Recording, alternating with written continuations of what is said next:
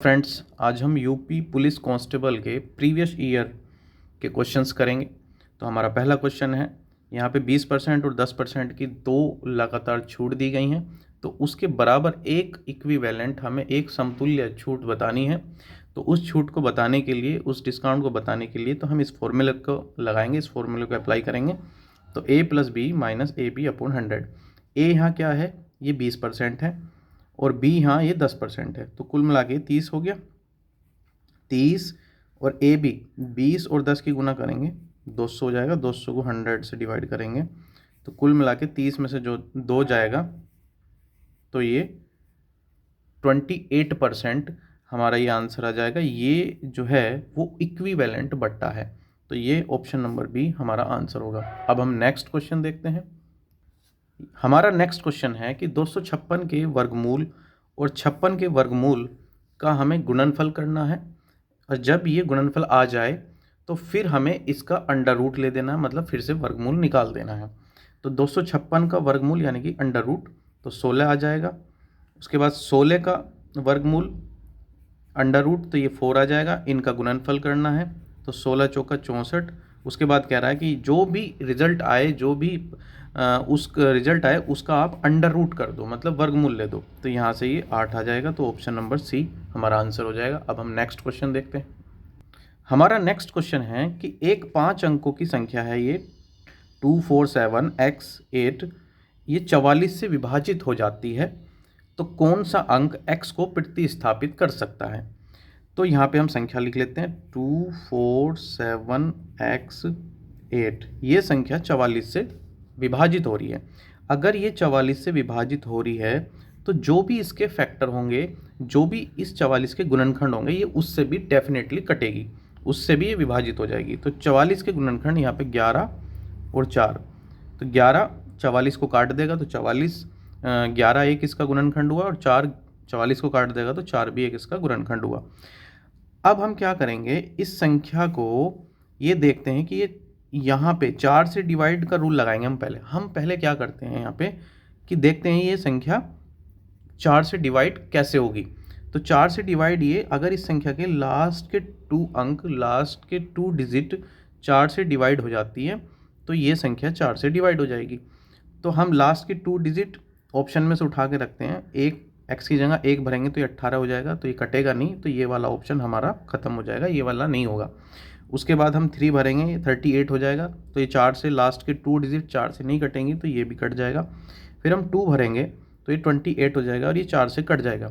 कोई भी संख्या 4 से तभी कटेगी जब उसके लास्ट 2 डिजिट 4 से कट रहे हो। तो ये वाला 2 भरने पे 4 से कट रहा है, तो ये ऑप्शन, ये आंसर हो सकता है। लेकिन अब हम यहाँ पे 4 को रख के देखेंगे तो ये 48 हो गया। 48 भी 4 से कट रहा है, तो इसका मतलब ये और ये आंसर हो सकता है। तो हमारे पास अभी ये और ये आंसर देने की संभावना है, लेकिन अब हम इसमें 11 का रूल, डिविजिबिलिटी रूल लगाएंगे। 11 का डिविजिबिलिटी रूल क्या है कि विषम स्थान पे जो अंक हैं, जैसे कि एक पहले नंबर पे ये है, तीसरे पे ये है, और 5वें पे ये, विषम स्थान पे जो अंक हैं हम उन्हें जोड़ लेंगे। 8 7 15 और 2 17। उसमें से हम सम स्थान के अंकों का योग घटा देंगे। सम स्थान के अंकों का योग है 4 + x, और जो भी घटा के आएगा वो 11 से डिवाइड होना चाहिए। ये 11 का डिविजिबिलिटी रूल है। तो अब यहाँ पे x की जगह ऐसा कौन सा नंबर है जो यहाँ पे हम रखें और 17 में से ये घटने के बाद डिवाइड हो जाए। अगर हम 4 रखते हैं तो 4 4 8, 17 में से 8 जाएगा 9, 9 11 से नहीं कटता, तो हमें 2 ही रखना पड़ेगा। 4 और 2 6, 17 में से 6 कटेगा 11, 11 से कट जाएगा। इसका मतलब हमारा ऑप्शन नंबर बी ये हमारा आंसर हो जाएगा। अब हम नेक्स्ट क्वेश्चन करते हैं। हमारा नेक्स्ट क्वेश्चन है कि दो संख्याओं का मैस है और लेस है 2 और 72 है, और बड़ी संख्या छोटी संख्या के दुगने से 2 अधिक है, तो छोटी संख्या ज्ञात करनी है। इस क्वेश्चन को करने से पहले हम एक फॉर्मूला देखते हैं।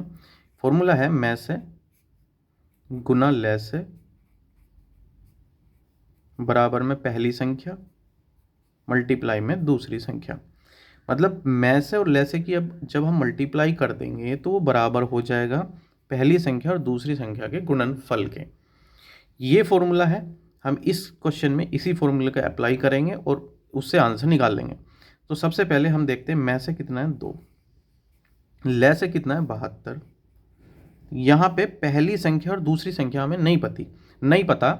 एक छोटी संख्या है, एक बड़ी संख्या है इसमें, पहली दूसरी में। तो उसने कहा छोटी संख्या बड़ी संख्या छोटी संख्या के दुगने से 2 अधिक है। छोटी संख्या x मान लेते हैं, तो बड़ी संख्या छोटी संख्या के दुगने से 2 अधिक है, तो 2x + 2 हो जाएगी। तो एक संख्या ये है, एक संख्या ये है, तो हम रख लेते हैं x और 2x + 2। तो हमने पहली संख्या गुना दूसरी संख्या करी, तो बराबर आना चाहिए ये। अब हम क्या करेंगे, इस क्वेश्चन को ऑप्शन बेस्ड सोल्व करेंगे। तो सबसे पहले हम यहाँ पे x की जगह 4 रख के देखेंगे, तो 4 दूनी 8 और 2 10, और यहाँ 4 रखेंगे, 10 चौक 40, और इधर ये बन गया 144। तो अगर यहाँ पे x की जगह 4 आ जाए तो इधर बनता है 40, तो 144 40 के बराबर नहीं होता, तो ऑप्शन नंबर ए कट जाएगा।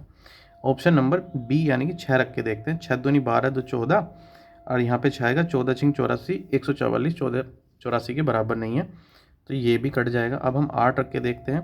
8 जब रखेंगे तो 8 दूनी 16, 16 और 2 18, ये तो बन गया 18, और ये बन गया 8 यहाँ पे, क्योंकि 8 रख दिया हमने वैल्यू, तो 18 8 144, तो 144 बराबर 144।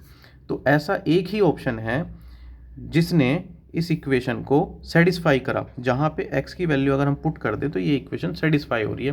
तो हम कहेंगे ऑप्शन नंबर सी जो है इसका आंसर है। अब हम नेक्स्ट क्वेश्चन करते हैं। हमारा नेक्स्ट क्वेश्चन जो है वो साधारण ब्याज से है।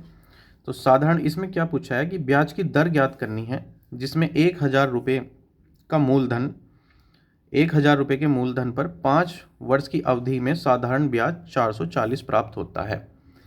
तो क्वेश्चन के अंदर 1000 रुपये का मूलधन है, 440 रुपये उससे ब्याज मिलता है 5 साल में, तो ब्याज की दर निकालनी है।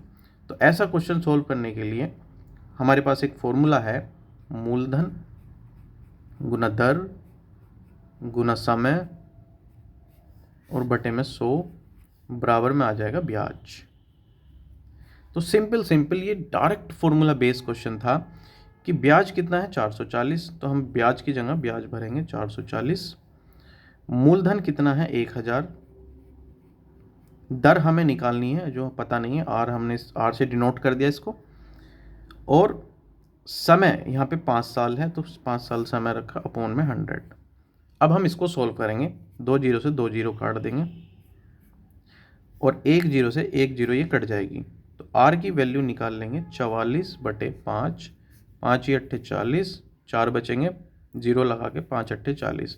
तो आर की वैल्यू 8.8%, ये हमारा आंसर होगा ऑप्शन नंबर सी। अब हम नेक्स्ट क्वेश्चन देखते हैं।